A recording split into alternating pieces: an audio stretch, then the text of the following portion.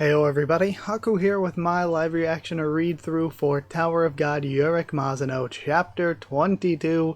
I'm excited to continue, as always, because I love the spinoff, and I guess we'll just continue with what was going on with the princess's team and Urek's team, but now the bull has arrived. I don't know if cheon-geum will play any role in what's going on here, so yeah, I guess that's all there is to say. Let's continue. Actually, the title of this, I saw when I clicked on to the chapter and everything, is episode 22, Hunting the Queen. So, you know, if that leads me to worry a lot. If anything happens to the suspiciously fish-shaped wife, no forgiveness.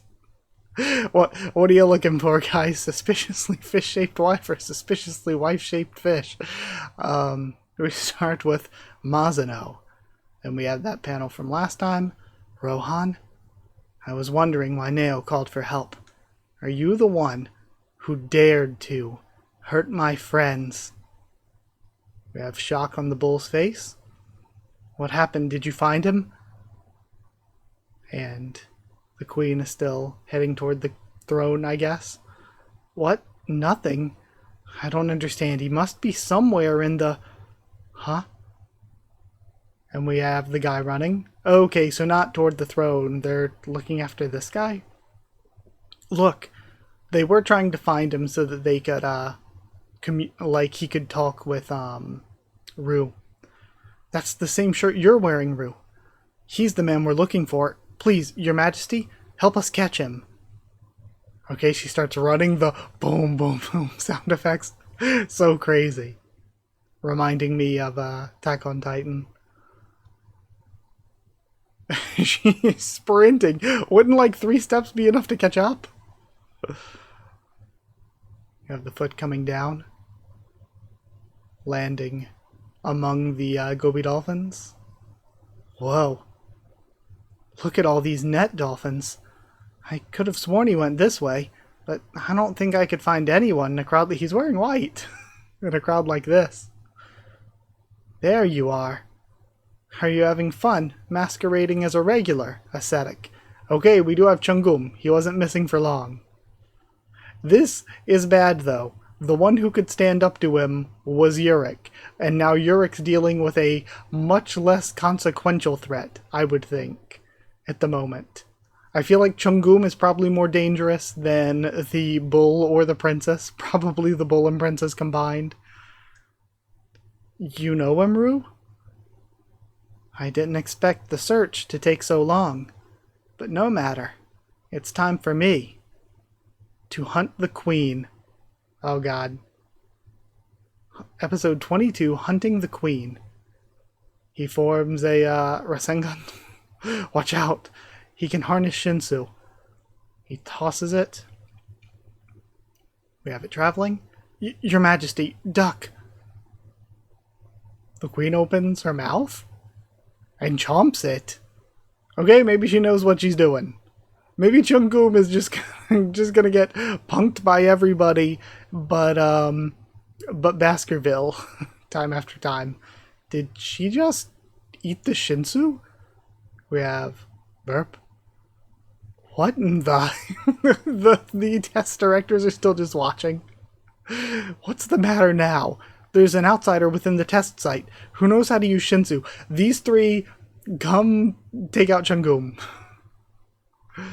What? We have purple energy? What the heck is going on? I can't tell. The darkness is obscuring everything. If I'm not wrong, this Shinsu belongs to head director Rahab.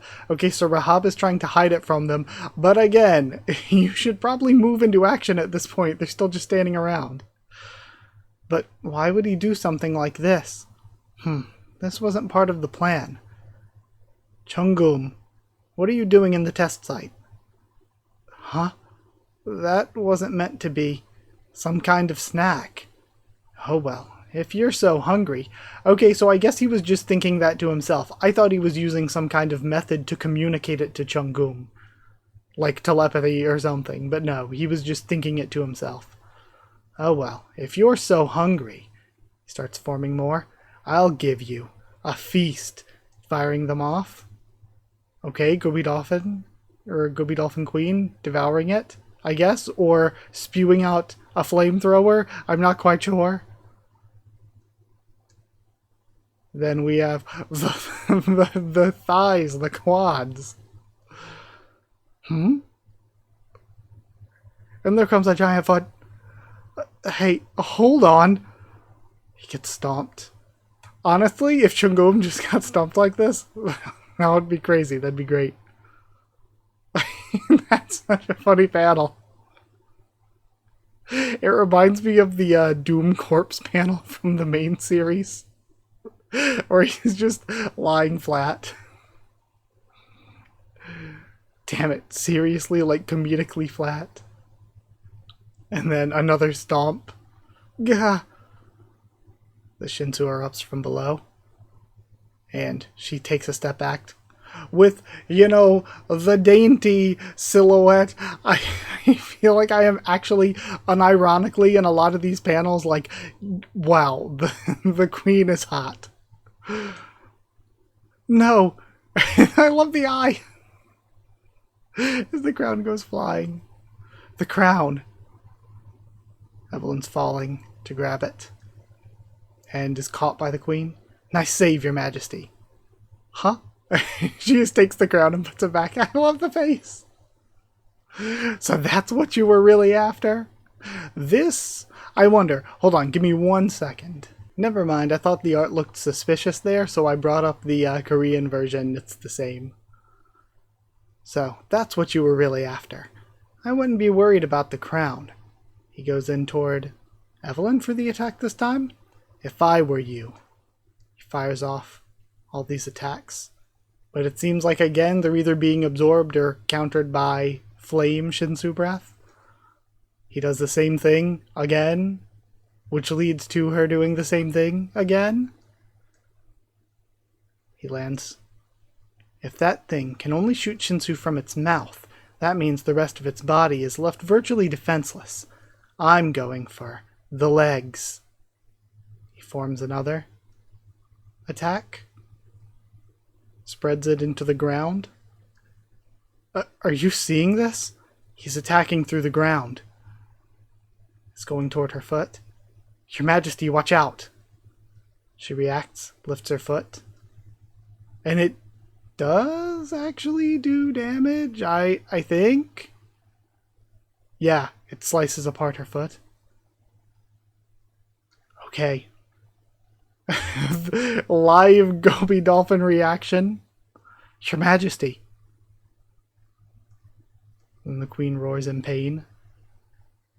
No. Now. That's what I'm talking about. Honestly, they've done a great job at making the villains hateable. Because Rahab is so fucking lame. I hate Rahab. He's so lame. I can't stand him. And now we have cheon-geum. Cheon-geum just comes in, kills Baskerville, who people liked, and is now hurting the queen. And when it, like, it's one thing if it's like, whoa, he's so cool, he's so dominant, he's really putting this together. But it's like, then when he's up against an opponent like Urek, he looks like a complete bitch. He looks like a waste. Screw this guy. Like, you know, you're real tough going up against regulars and the queen, but you're faced with Urek and, okay, time to run. And we have glowing coming from the Gobi Dolphins, and I guess they can maybe regenerate the queen. That is cool. Am I seeing this right? The net dolphins are coming together. Also, things like they've been living in this area and they don't really get how the queen and stuff work, even though they're supposedly doing their secret evil plans nearby at this island. Also seems like maybe, you know, the tower's a real big place. Maybe not the strongest place for your secret island. You know, right by the floor of testing area and all. Look, it's as good as new. That's awesome. Don't tell me. Those net dolphins are extensions of the queen's body. That would kind of make them make more sense in a way. Like some of the things we've seen them doing and how the actual ecology works. I mean, it makes you question where she came from and everything, but, you know, the tower, big, giant, crazy creatures just exist. but it does make some things about the net dolphins make a little more sense. Damn it. Rue, Evelyn, the hearts and flowers. The queen puts her back. And we have this shot of an enraged queen now. This was a mistake on my part. I thought the queen would hesitate to attack with all the net dolphins around, but it's the exact opposite. She charges up another hyper beam. They're basically functioning as the queen's limbs. She fires another shot. And it still looks like it's done no damage whatsoever to him, to be fair. Okay, he's doing anime cough up blood syndrome. You little pests. He goes into the ground again. Is he going to attack the individual dolphins this time then? You're all dead. No, this one's dangerous. We have to get out of here. And the thing is, it's one of those things where Urek is such a strong opponent, and I'm doing the thing where characters in Tower of God get, screwed by a stronger opponent, and then people don't take them seriously even though they're strong. It's one of those things again where, of course, he's attacking Evelyn and the Queen are like my favorite characters in the spinoff so far. Of course, he's attacking characters I care about, but also it's like,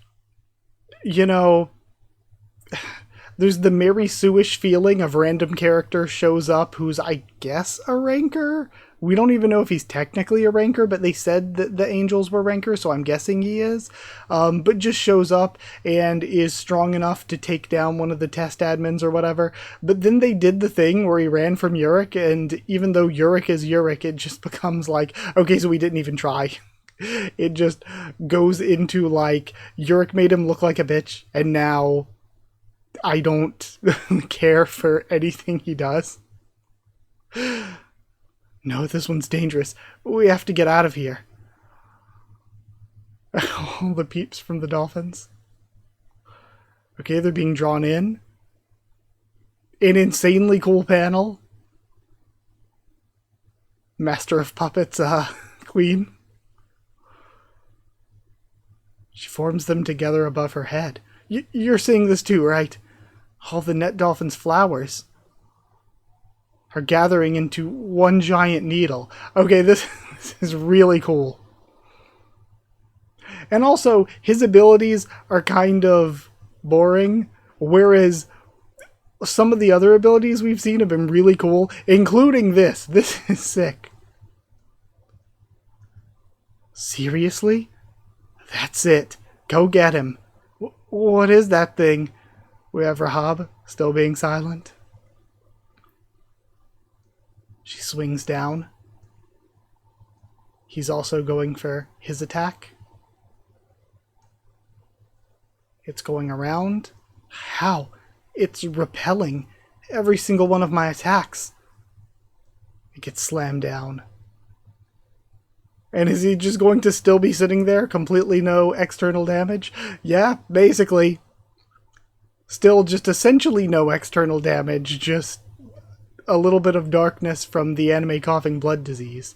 And they've been doing this a lot with the spinoff, where they've been using black censorship blood. I guess it could be better. You've seen the white censorship blood. So it could be worse, is what I meant to say. I guess it could be worse. The black blood censorship is not that bad. Damn it. Damn it all. Dang it. Dang it all. Now you're really going for the stomp once again. Wait. Gah. She runs. Again, the spindliness of the limbs is kind of odd looking here. That's funny. She runs again. There's a huge scar left in the ground. And he's been cratered. Okay, might he actually be injured now? He's coughing and trembling. That one hurt. Like, really hurt. Almost reminds me of the last time I died. I'll make that thing pay for making me recall that disgusting memory. It looks like he's charging up again. Not when so many people are watching, cheon-geum. Okay, he says this actually out loud this time. We have purple. Okay, so this is going to be, and we have a shot coming in. Your...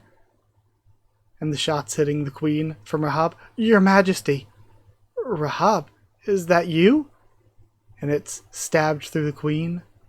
We have Evelyn and Rue falling. No, Your Majesty. And this might be explaining why she wasn't there. The blood's pink this time. This might be explaining why she wasn't there in Season 1. Of course, I guess maybe she just... If she split apart into Gobi Dolphins, maybe the Gobi Dolphins eventually reform into a new queen or something. But... No! We have the crown falling in the blood splatter, and it ends there. Well, the queen might not be okay. I hope the queen is okay. Queen might not be okay. Again, worst comes to worst, maybe the queen is so injured that the queen can't retain this form anymore and just becomes a mass of Gobi Dolphins for the foreseeable future. But the queen was so cool here. Like the giant attacks were so cool, and some of the panels were framed really, really, really well. It's just... It might be too late for me for the villains, to be honest. Rahab, after that one chapter early on, where he's just, aha, let me make Shinsu gestures towards you while you're in the bathroom. So lame. I think he's so lame. He doesn't look very cool either. So, for me... Rahab might have already, like, I've been clowning on him for a while now, and so is like every other reactor I've seen. Rahab's a clown. I think, you know, this is cool and all. At a serious level, talking about the story itself, this is cool and all, but when it comes to liking him or thinking he's cool or anything, I think he might be way too far gone. And cheon-geum, again, has also got to that point where it's like, you want to be like, he has this secret he's hiding. Not yet, cheon-geum. He's actually so strong. And we saw him, like, you know, damage the queen and kill Baskerville and everything. But Urek made him look dumb. The queen was able to overpower him, even though, again, the bad guys feel a little bit like Mary Sue insert-ish into this, where it's like, we already know Urek and Phantaminum existed, but if we're going to be like, actually the villains are super strong semi-irregulars or people given powers by Phantaminum, again, that's neat and all. I like tying it into Phantaminum and maybe Phantaminum's journey through the tower, that we know basically nothing about, because basically all we knew was that he attacked Zahard's palace. But if he left stuff behind and created more of a legacy that way in the tower, it's really cool. So I love tying that stuff in. But again, it's just, we're adding in these super strong characters and super strong concepts that you never knew were there and everything. It's like, okay, I think story-wise, this is good so far, but... Story-wise, it's good so far, but in terms of me liking the characters, if I am to do a character tier list, a character ranking, I do not like these people. I think that they are lame, and I think that they're lame, and I also do not like them. So, yeah, the villains, not my favorites. But, honestly, if they do kill the queen, I kind of like... The thing that I like about it is so often...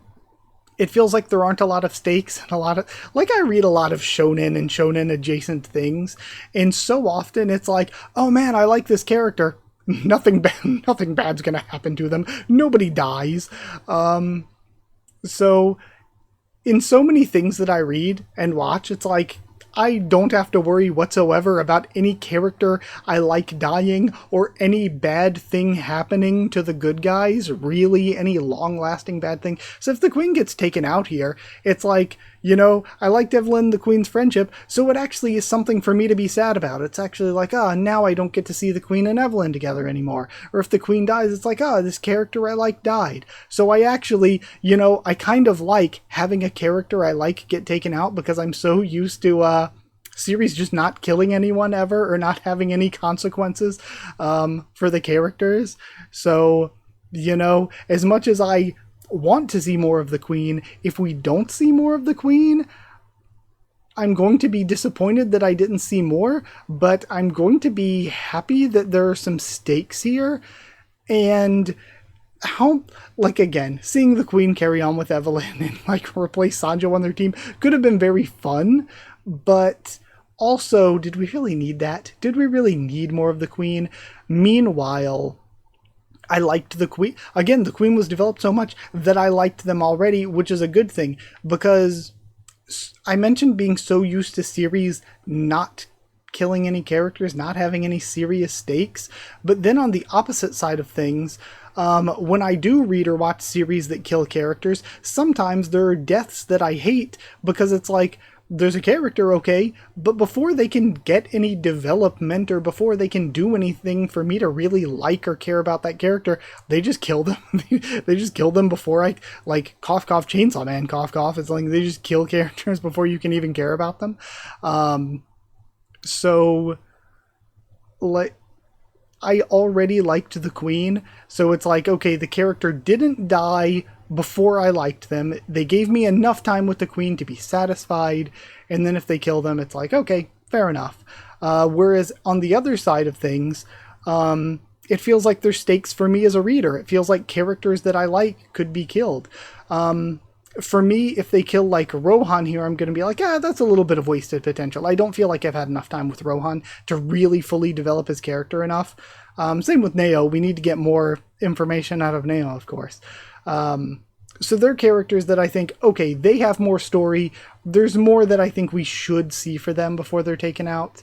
But, like, Evelyn, Rue, the Queen, it's like, if any of them died, I'd be like, man, I'm sad that they died, but I'm sad that they died, but there was enough done with them that I feel like I could like their character. Their character doesn't feel unfinished, except for the argument of Rue. If Urek ends up with Rue's hat, Rue and Urek still basically haven't interacted even really particularly. They haven't had a lot of time together, so they don't feel like they have much of a connection.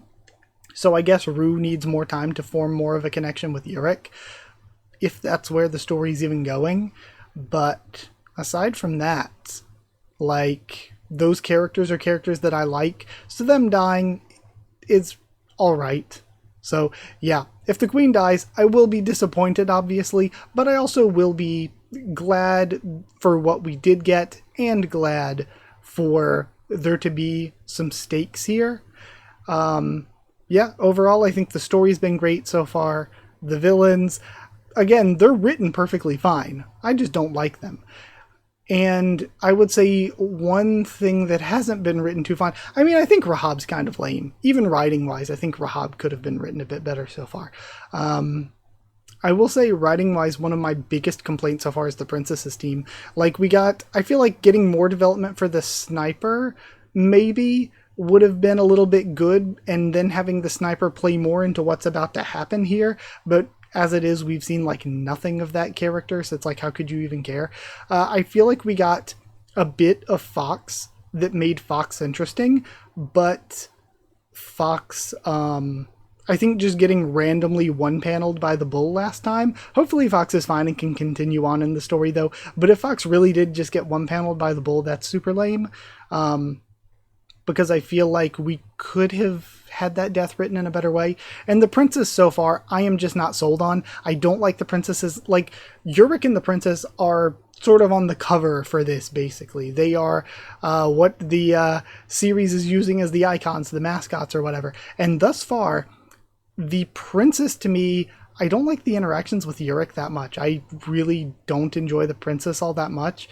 And I feel like we have to wait and see where the princess goes. So far, I just find the princess really annoying and not the best. And I think on top of that, not giving us a name, the only reason that I could think of to not give us a name is if it's going to be something important. But at this point, what's important enough to... I mentioned it last time, what's important enough to warrant the wait? Because if her name is just going to be some random name that we haven't heard before, just give us the name. It doesn't mean anything, just give us the name already. But if the name is a character that we've heard before, then maybe we should have gotten that reveal already, because, like, how long do we have to wait before they're like, I'm An Zahard, or I'm, who else could it be, Alfid Zahard, or something like that? Because it can't, like, the thing is, if it's a character we haven't heard of, then just give us the name, because the reveal is not going to be that crazy anyway. We already know she's a princess of Zahard. If it is a name we have heard, we've gotten to the point where we can kind of rule out anybody important enough to hold back that information for. Like, we can rule out visuals alone. This should not be in. This absolutely 1,000,000% should not be in. If this is in, that's going to be that's going to suck. This shouldn't be in. So it's one of those things where if it was a big name like that, a really big name, I could get holding it back for even more dramatic effect. But if it's just like An or Alfred or somebody where you could hold it back a little bit for dramatic effect, we're getting to be like 24 chapters in, and the princess hasn't been the most important for most of them. So it just makes you wonder why, again, what is the reason for holding back this long even? But yeah, that's where I am. I thought it was a really, really good chapter. Honestly, the fighting here, even though I do think cheon-geum's abilities are not the most exciting when it comes to the fight. Some of the stuff like, oh, I'll avoid the fire breath, I'll attack from below this time. It's not the most exciting. It's not the most inventive choreography or like characters figuring out a way to injure other characters or whatever. Though it's not the most inventive, at least it's something. At least there's some strategy that we're getting to see. There's some work being done with the back and forth between their different abilities. And I think a bunch of the Queen panels looked amazing, and some of the attacks were really, really cool. So from that side of things, I thought it was really good. And even the comedic moments, like with Evelyn falling in the crown and stuff, you even had some levity here too. I will say, so the fighting was good. I guess if I have a criticism there, I guess if I have a criticism there, it is that cheon-geum not being a little bit more outwardly injured. Like, the clothes maybe should have ripped a little from getting like scraped against the ground, being stomped multiple times, or maybe there should have been more like visual, like bruising or scraping, like some kind of damage that we could see rather than just anime cough up blood syndrome and then a couple like dark spots of blood, but didn't really seem like they were coming from anywhere specifically. I think more damage throughout the course of getting hit would have made it better, because it did kind of take me out of some of the attacks where it's like, okay, the attack didn't look that impactful or visceral once you then see him and he just looks completely untouched except for acting injured. So I think that could have been done better. But look at me, not recording super, super late at night, actually recording at like 5 in the afternoon. So I'm just going into a bunch of discussion here. I'd like to discuss more in general. Also, usually the chapter takes like 30 minutes to read, and by the time I'm done reading 30 minutes, I'm like, what more is there for me to say? But yeah, I don't know. There was a lot more to talk about, I feel like, here. But either way, thank you. Thank you for watching. Like if you did like the video, comment down there to tell me what you thought of this chapter, my thoughts and reaction. Subscribe for more Tower of God, Urek Mazino, much more on the channel. Follow on Twitter if you want. If you want a link to the Discord server, it's free and open for anyone. If you'd like to help support the channel by sharing around or dropping a super thanks, it's very appreciated. And if you'd like to help support the channel by becoming a member or patron, you get One Piece Bingo a bit early and your name at the end of videos, in addition to, of course, just helping to support the channel. So thank you so much to people who are already members and patrons. Thank you to chosen regulars Evan Holly and Bertie Wooster, Magical Girls the D-Ban and Maru, Jared and Student, David Langstaff, Slayer Candidates, SG and Stan Cedar, and Pure Elements, Pate Ariel, and also the Storyteller. Thank you for your support. Thank you so much for watching, and I'll see you all next time.